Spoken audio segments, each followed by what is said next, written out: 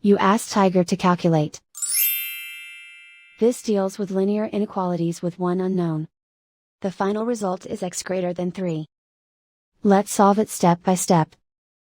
Group all constants on the right side of the inequality. Subtract 711 from both sides.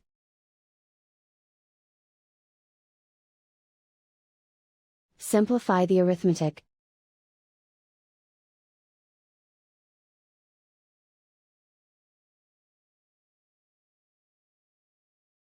Isolate the x. Divide both sides by 237.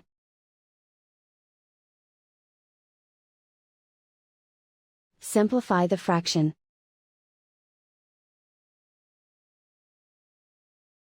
Find the greatest common factor of the numerator and denominator.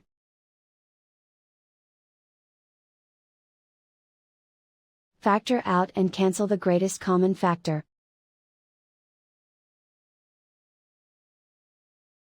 Plot the solution on a coordinate grid. And so the final result is x greater than 3.